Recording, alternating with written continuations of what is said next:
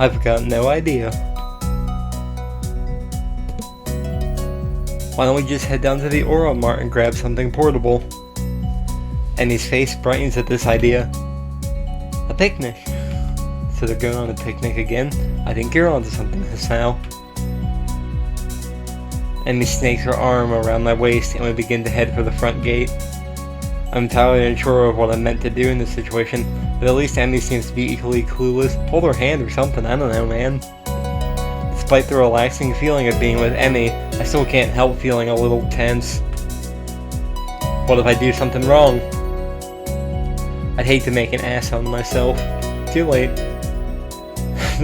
The trip to the Aura Mart is accompanied by Emi's chatter about how practice went. I keep quiet for the most part, merely enjoying the warmth of being around Emi. We get a few odd looks from passerby, but I don't mind. We wind up buying some bread and instant noodles, realizing too late that we cannot actually cook the latter in the park. Oh well, I'll make it for lunch or something. Yep, wait, why would you think you can make instant noodles without the stuff to make it? Oh, did I read that? I forget, it said like, oh well, I'll make it for lunch or something. Yeah, oh well, I'll make it for lunch or something. That'll work. The park is located after a brief loss of direction and I blame entirely on Emi. She, of course, blames me. So you both might be at fault then. We find this spot beneath a tree and sit down. I lean back against the trunk. Emi sits across from me. Oop. I guess we should have brought a blanket or something to sit on, huh? That would have been smart. Emi shrugs. I don't mind. Neither do I. Emi tosses me a package of bread and we dig in. Curry bread. Interesting. Curry bread. I never heard of curry bread. I guess I wasn't really paying attention to what I grabbed in the store. Hey, Hasao, you look like your bread's a little spicy. I shake my head, trying in vain to keep an image of manliness. Nah, it's hardly spicy at all. I see, that must be why your face has gotten so red. Yeah, see, you get it. Yes, exactly. The lack of spice has, got my blood up. Because of the disappointment. Emi laughs and swallows the last of her bread. Well, if you can't handle it, I'll gladly take it off of your hands. Hey, just because you wolfed down yours so quickly doesn't mean I'm just going to give you mine. Emi mock pouts, causing me to nearly choke on my bread with laughter. Aw, come on, Hasao. Yeah, be fair here. Aren't you supposed to be concerned with making sure I've got enough to eat now? We're dating, you know. Though... Emi looks troubled all of a sudden. I can't say I feel any different. What do you mean by that? Oh no. What makes this a date? It's just what we would have done anyway, really. But this should feel different because before when we had lunch we were friends, and now we're a level above friends. You sound like Rin. Laughter escapes and Emi grins. Well, she might have put the thought into my mind. Oh no, so they were talking about us? We've talked about this sort of thing before. Oh, really? About me? Not really, just stuff, really. Rin thinks that the change of a label from friend to girlfriend seems arbitrary most of the time. Like there's no difference between the two. I can think of at least one, you know. You don't tend to kiss your friends quite as much. What are you talking about? That's nonsense. Who doesn't kiss their friends? I'm joking.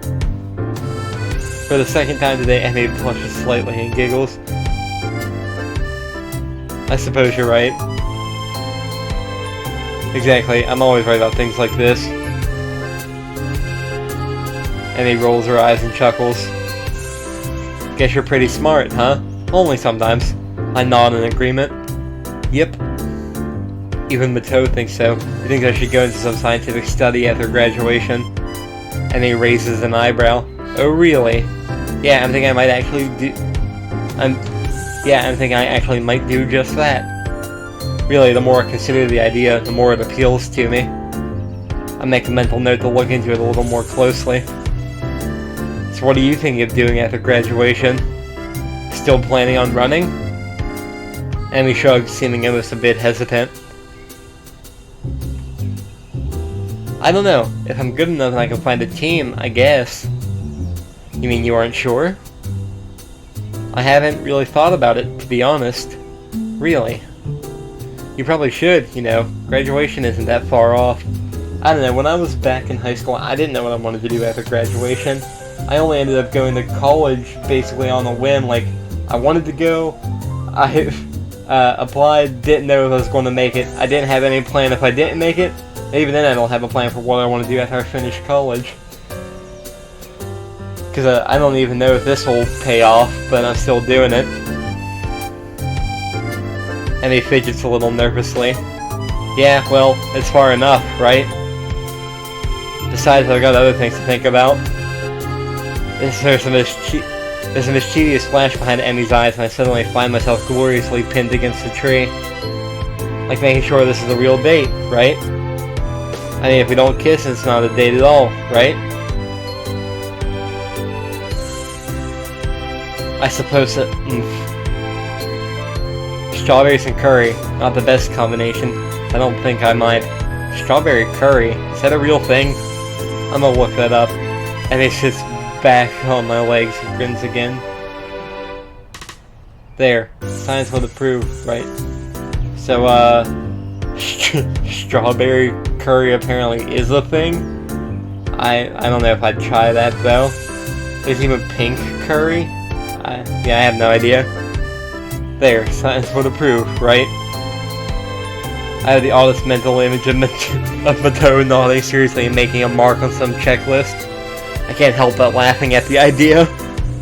Well, I'll admit, this is the first time I've ever witnessed a kiss being met with laughter. Should I feel offended? Oh yeah, be offended. No. I'm sure science approves. And he beams at me and I find it increasingly difficult to keep my brain functioning properly. Just start slapping your head. Work, brain, work! Oh good. It is at this point I notice that Emi has stolen the remainder of my curry bread while I was otherwise occupied with images of teachers wielding clipboards. Hey! Emi tries to look innocent, but considering she just crammed the last bits of my bread in her mouth, it does not appear to be working. Sorry, couldn't resist. Thief! I shrug for my companions all I get in response. You used your feminine wiles on me. Is that how you say that? Wiles? I think. Looking it up. Wiles. Let's see. BB is her cunning stratagems employed in manipulating or persuading someone to do what one wants. She didn't employ any feminine wiles to capture his attention. Wile. Oh, yep, wile. I wasn't that hungry anyway, but I still feel that the point needs to be made. Emi seems confused by the phrase feminine wiles, but the understanding dawns on their features after a moment's thought. Wasn't anything of the sort. You were laughing. Feminine wiles doesn't involve laughing. No, but the kiss does. I guess I can't argue with this. That doesn't change your thievery. Emi laughs at my injured tone and gives me a playful shove. Fine, you can have the instant noodles. Oh yeah, I can still make those in the park. Are you kidding? That stuff's terrible.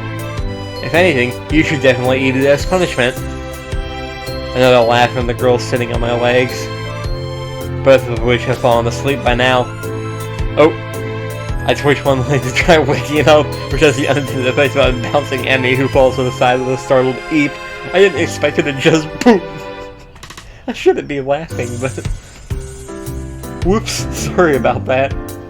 Legs fell asleep on me. Emi remains on the ground, giggling. At least she's laughing and not, in pain. I stand up a little shakily, feeling the nerves in my legs return to normal. My eyes wander over the scenery before fixing on the figure of Emi, who is yet to get up. Her hair is splayed out around her head, her arms are spread, and laughter is bubbling up through her mouth. Everything about Emi seems condensed into this one image. It is a cute picture. Her energy, her spirit, her childish giggling. The urge to lay down the grass with her rises swiftly from the back of my mind to the forefront of my thoughts, and indeed I am convinced that I would love nothing more than to do just that, than do it. Unfortunately, the sun has set, and it is probably time for us to get back to the dormitories. While Emi may be happy to stay out here all night. I don't think I have that ability. Besides, homework soon beckons. It wouldn't make sense to start thinking about things like university and then slack off, would it? I extend a hand to help her up. I extend a hand to Emi to help her up. We should probably get going. Emi makes a sour face. Ah, you monster. You're right. She grabs my proffered hand and I pull her to her feet and into a hug. This time I'm the one who kissed her and unable to resist having Emi against me. Seems a shame to leave, you know? Yeah, it does. But if we don't get back to school soon, we'll probably get into trouble. Emi pokes me in the ribs playfully. And you need to do your homework, I'm sure. Sadly, you're absolutely right. I throw my arm around her shoulders and we make the trek back to the school, accompanied by occasional bouts of laughter as our conversation jumps from subject to subject. Everything from running to school to the peculiar way that one of the cafeteria workers smells. Why do you know how they smell? Are you smelling them? Oh yeah, I'd seen that proffered thing and I wasn't sure what it meant. I was going to look it up but I forgot. Hold out, something to someone for acceptance. Proffer. Proffer. Yeah, proffer. All too soon we find ourselves outside of the girls' dormitory building. Well, I guess I'll be going, then. Rin's painting is still there? I guess so, huh? Emi grins at me again with a mischievous look. Are you going to be able to survive without me? Yeah, I don't know if I can. I laugh. I'm sure I'll manage. How terrible. Aren't you supposed to say something like, I'll be counting the seconds you are away? Nah, I don't think so. Emi pulls me down into a quick goodbye kiss and steps back, looking unexpectedly shy. Thanks for dinner. I really had fun. Honestly, I did. So did I. I think we shall have to do it again sometime. Emi laughs at my deadpan delivery and nods. What are we, Rin now with deadpan deliveries? See you bright and early tomorrow morning, right? You've got to run off that bread, after all. Oh yeah, we need to run it off. Of course, despite the fact that you ate most of it. Yes, despite that. See, she gets it. See you later, Hisao. As Emi turns to head inside, I notice something weird. What is it? Something so weird that I'm surprised I didn't notice it earlier. Oh no. She's limping slightly, favoring the left leg. Hey, Emi. Is your leg okay? Emi looks confused, or at least fakes confusion. What are you talking about? Your right leg. You're limping. There's the briefest flash of concern on Emi's face. Either she didn't want me to know, or she didn't think I'd noticed. Or, I prefer to think, she just didn't realize it. How wouldn't you notice you're limping? Oh, that. She shrugs casually. Must have gotten knocked a little out of alignment during the picnic. No idea what could have caused that, of course. I think back to being pinned under the tree. Ah. You should have told me. We could have stopped and fixed it, you know? Emi waves a hand airily. Nah, it's not that big of a deal. Airily. What does airily mean? Oops. Don't worry about it, okay, Hisao? In a way that shows that one is not treating something as serious casually. Okay. It's fine. Why do I get the feeling that she's convincing herself as well as me?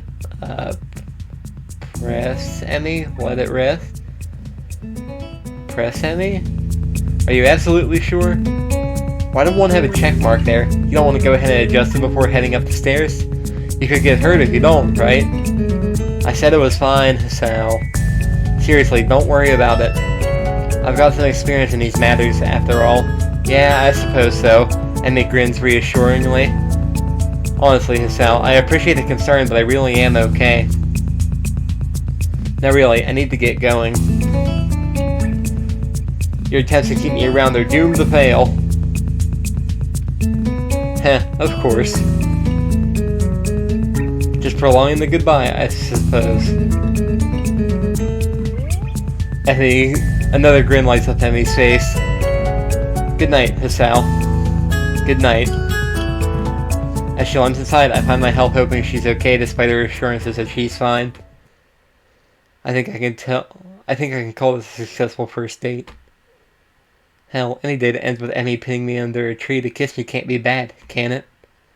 I head back to my room, mentally thank the gods that Kenji doesn't ambush me in the hallway, and get started on my homework.